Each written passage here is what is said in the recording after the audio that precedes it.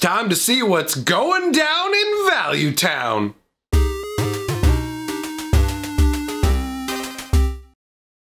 Greetings, owners of fine luxury cardboard rectangles. We are here today to take a look at the top 15 most valuable cards from Core Set 2020.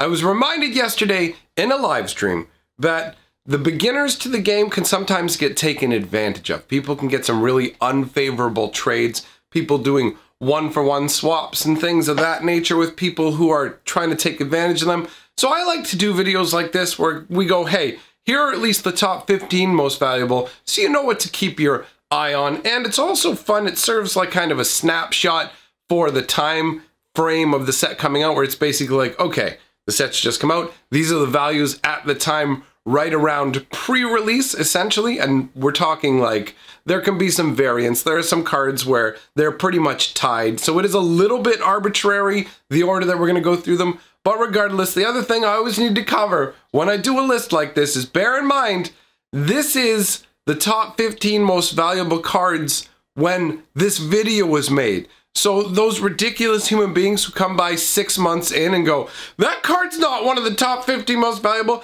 the list is static. When you create a video, it doesn't change in the future. So this video doesn't self-update, just so you know. So don't leave those dumb comments. Let's dive into the cards. We're going to start out with the 15th card. Number 15 is Leyline of Anticipation. It's nice to see rares on the top most valuable list. It's a really bad feeling when it's dominated 100% by mythics, where it's like, oh, the only value is mythics in the set. That's never a good feeling. So Leyline of Anticipation, I actually talked about all the Leylines in Magic's history in a video that came out in the last couple of days. So you can go and check that out if you want. I find that the artwork on Leyline of Anticipation is really enjoyable. Honestly, I like the beach vibes that it gives, a very beautiful looking place to be. Now, it's a pretty straightforward enchantment. If you have it in your starting hand, you can put it into play for free. And while it's out, you can cast your spells as if they had flash. So boom, you can be Captain Instant Speed McGee, which is a pretty nice feeling, honestly. That's a good place to be. No complaints about that. So a perfectly fine place to start. And we will see that the Leylines have seeded themselves throughout this list here. And I will address that at the end because I do want to give a little bit of a kudos to Wizards on that count. Next card we're going to talk about is Cavalier of Flame. This is the most valuable of the 5 Cavaliers because this is a cycle across all 5 colors in the set. So it's 3 red and 2 colors for a 6/5 elemental knight. 1 red and 1 colorless. It gives all your creatures +1/+0 and haste until end of turn. Not too shabby. When it enters the battlefield, discard any number of cards and draw that many cards. And on top of that, when it hits your graveyard, it deals X damage to each opponent and each planeswalker they control, where X is the number of land cards in your graveyard. And it even comes with a built-in way to get lands to your graveyard. Basically, this thing is just ditch the cards you don't want and land specifically for more gas to keep the burn party going. And it's a pretty straightforward artwork in terms of it's a flamey dude on a flamey horse with a flamey sword in a flamey world. And I like it, honestly. The horse looks fantastic, rearing back with its mouth open and flames like leaping up from the top of its head. The whole thing works pretty well for me. I like this card. But we're not going to spend too much time on this card. We're going to move on to the next one. The next one is Canthus of the Ridiculous Ears. I mean, Canthus, the Hidden Hand. So 1 white, 1 green, 1 black for a 3/4. And it makes it so that your legends cost 1 less to cast, which is pretty cool. And you can exile 2 legendary cards from your graveyard. Until end of turn, each legendary card in your graveyard gains. You may play this card from your graveyard. And it says, the pen is mightier than the crown. And I just go, trying to redo the pen is mightier than the sword thing? Well, you can't do better than they've done. The pen is mightier than the crown. Did the king say that you can't bring legends back from the graveyard? I don't understand. This whole card to me, I mean, let's get it out of the way. Power level, not too shabby. It makes your legendary stuff cheaper and lets you reuse legendaries that have hit your graveyard. No complaints that way. But the flavor behind it is like, you've got an elf dude with this big, ridiculous, doinky ears. Sometimes the way they choose to represent elf ears is hilarious to me. and this is one of them. He looks so goofy, and he's sitting there with his quill and his little magical scroll up in his little office. Hey, the pen is mightier than the crown. And it's like, okay, what are you making a scroll of? Resurrection? What is even going on? He's got all these scrolls and all this stuff. I don't know. The flavor of it's and because he looks goofy to me, the whole thing. Honestly, he looks like Debo from Friday. You know who I'm talking about? He looks like Debo. He looks like Debo from Friday. I'm gonna steal your bike. I just can't get over that. It's ridiculous. Anyways, I'm gonna keep laughing about that. Maybe we should just move on. The next card we have is Omnath, Locus of the Royal. 1 red, 1 blue, 1 green, and a colorless for a 3/3 legendary elemental. When he enters the battlefield, he deals damage to any target equal to the number of elementals you control. And whenever a land enters the battlefield under your control, put a +1/+1 counter on target elemental you control. If you control 8 or more lands, draw a card.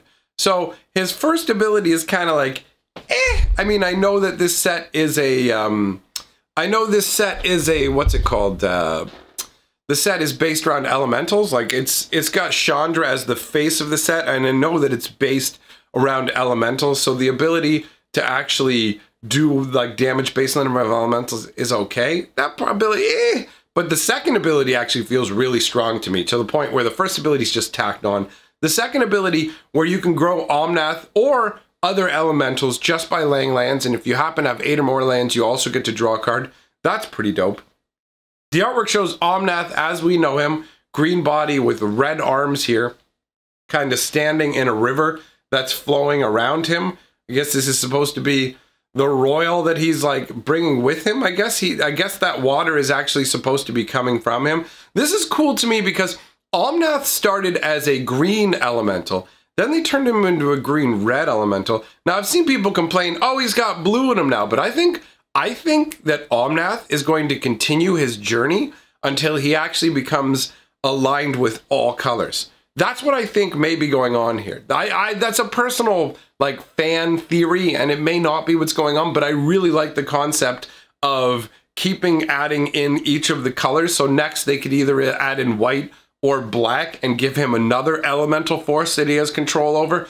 That's pretty cool to me overall. That's what I'd like to see, because you've got right now, so far, you've got nature, fire, and water. What's next? I hope that they continue along with this, although there's nothing to like actually prove that's what they're doing. That's just the vibe that I get.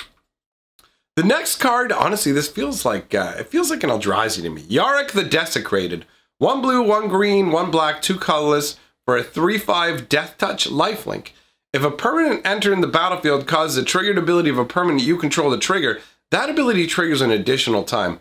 Woo! That's a hell of an ability. Makes you think of Panharmonicon for sure. Yorick grieves within the waste of Balaged's corrupted lands. Lament for Balaged, stanza 1. So is he something that got corrupted by the Eldrazi? Is that what happened? Is he called Yorick the Desecrated because the Eldrazi actually desecrated him? That's pretty, like, honestly, this is a solid card. What you get for 5 mana, 3/5 with Death Touch lifelink, and oh, by the way, I will double your triggers. This guy is bananas. Honestly, this is one I could see moving up the ranks, especially based on how desirable he will be to Commander players. This guy screams, Commander! Get you some EDH action, 100%, man. This is a cool card. The artwork's evocative. It definitely gives me that Eldrazi feel. I can't shake it. All right, moving on. Kalia Zenith Seeker. I actually just did a lore video on her yesterday. So if you would like to know all about her dark and troubled past, how she came to be the one who dominates angels, demons, and dragons, all of that goodness, I would say go back and watch the lore video. It's an excellent story. So 1 black, 1 white, 1 red for a 3/3 flyer with vigilance. When she enters the battlefield, you look at the top 6 cards of your library. You can pick an angel, a demon, and a dragon. You don't have to choose between them. You can have one of each, an angel, a dragon, and a demon, and put them into your hand. And the rest of the cards go to the bottom of your library in a random order. Honestly, there's some significant card advantage possible with Kalia, as you can end up with 3 cards. 3 mana, under the right circumstances, can net you a 3/3 fire with vigilance and 3 cards into your hand. That is pretty powerful. And she combines quite nicely with the second version of Kalia. And if you don't know what that is, again, I'm going to tease you. Just go watch yesterday's video. I go in depth about which of the Kalias I think is the one that actually exists first in her timeline of existence. It's a good story. Again, check it out. Moving on, we've got another Leyline. This is like a triple-decker Leyline sandwich. That's what this list is like. So 2 white, 2 colorless. This Leyline, just like all Leylines, boom, comes into play for free from your hand. Not too shabby. And again, I will mention, I did do a video on the Leylines. If you haven't, if you don't know the history of all the Leylines from the first set all the way up to this set, then check it out, because this isn't the first white Leyline. Now, this one gives you hexproof. Honestly, it's a really solid card. This is a really, really solid card. Just boom, put it out, you can't touch me. It's one of those cards that's worth it if you put it out for free, and it's also worth it just to cast it for its casting costs. It's a really solid card. The artwork is just some nice landscape with the ley lines running through it, creating what's actually known as a ley nexus, because it's multiple lines intersecting there, thus increasing the power that courses through it, and that power is used to create a protective barrier around you.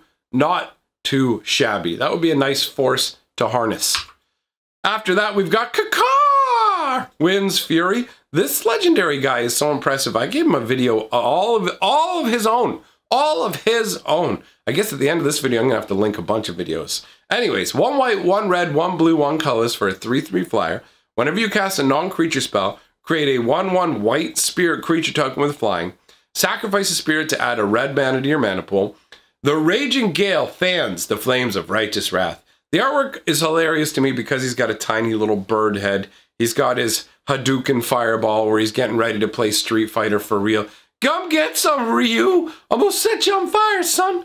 So I did go into detail as to why I find this card to actually be a horrific nightmare in its own individual video. So if you want to check that out, you can. Otherwise, don't really have too much specifically to say about him at this point, except for the fact that with the mana that you pay and what you get in return, he definitely seems like he belongs on this list.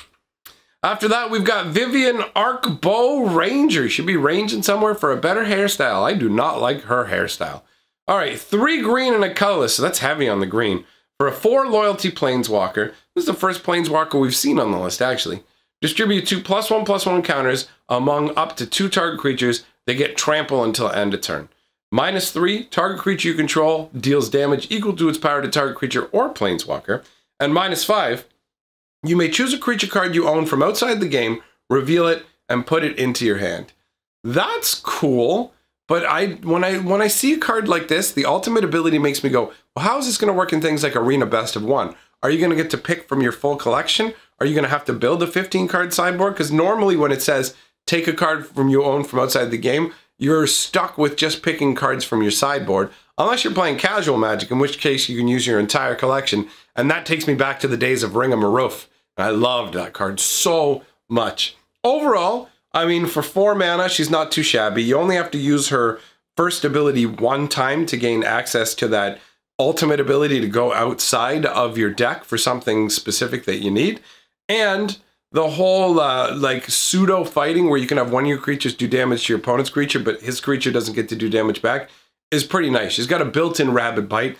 The artwork is, I mean, it's competently done, but it just doesn't do much for me. I don't like the stance that she has, although I do like the spectral like jaguar that's leaping up behind her. It looks like there's actually multiple, isn't there? Is that what's going on here? I'm not 100% sure. It looks like there might be 2 or 1 that's like half still forming. I mean, you can see at the front. Maybe that's a tiger. I'm not sure. Either way, it's obviously a big wildcat, and this is a solid card, but it doesn't really excite me. After that, we've got a Planeswalker that I do find more exciting and looks a lot, it's just a lot nicer to the eye, and that's Moo Yadling. What's up with Moo Girl? 2 blue and a colorless. She's got 2 loyalty.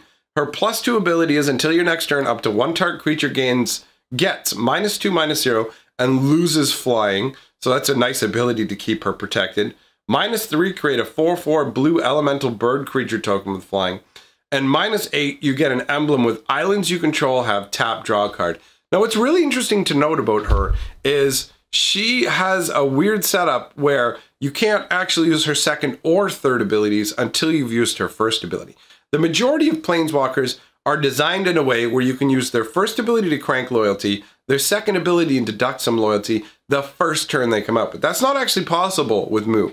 Whenever you play her at first, you're going to have to use that ability to give one target creature the minus and loses flying. So, I mean, overall, the ultimate feels really powerful once you get to the point where each island you have just says, oh, by the way, I'll draw a card as well. But you do have to be able to activate her 3 full times before that. And all you're getting to do is shrink down and remove flying from one creature. So I don't know if she actually deserves this high a place on the list for her abilities. But the way that she looks is, I absolutely love it. I love this artwork. You can see she's basically looks like she's like flying up into the wind. I mean, she's called like the Sky Dancer. So you can see that her robes are all being dangled out and blown by the breeze. Her hair is as well. And there's actually a stream of water flying by. I don't know, man. It's crazy because there must be a lot of wind moving around, but it's got a very peaceful feel to it. She's got like a delicate, she actually has that delicate look of a Sky Dancer. I really like this, honestly. The artwork goes a long way for me on this one. After that, we've got a Ajani, Strength of the Pride. We're getting into the home stretch now. We're getting close to the top of the list. 2 white, 2 colorless for a 5 loyalty planeswalker. +1, you gain life equal to the number of creatures you control, plus the number of planeswalkers you control. So at least it'll be 1 life just with a Ajani out. -2, create a 2/2. Basically, you create an Ajani's Pride Mate. So I'm sure that we're all familiar with Ajani's Pride Mates are. This literally makes Ajani Pride Mates. And 0, which is always interesting as the ultimate. If you have at least 15 life more than your starting life total, exile Ajani Strength of the Pride and each artifact and creature your opponents control. Now, the ultimate feels pretty potent in terms of the fact that you can remove all the artifacts and creatures your opponents have just for Ajani.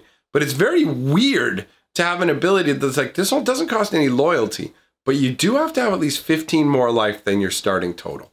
It's interesting. I like things that break normal molds, and this definitely does so. In terms of the artwork, you've got Ajani standing there with his big double-bladed axe, and I don't know, man. He looks all right, I guess. Truthfully, I actually find that I like the sky behind him more than I like the Ajani itself. There's nothing wrong with him. He just, I don't know. I can't actually put my finger on why I find the artwork to be. He's just like, I don't know. It's just not. It's not doing much for me, in all honesty. But hey, that's just my personal opinion. You can enjoy it as much as you like. After that, we've got and this is nice to see. We have multiple cards in the top 5 that are actually just rares as opposed to mythic rares. That's fantastic to see. Lotus Field.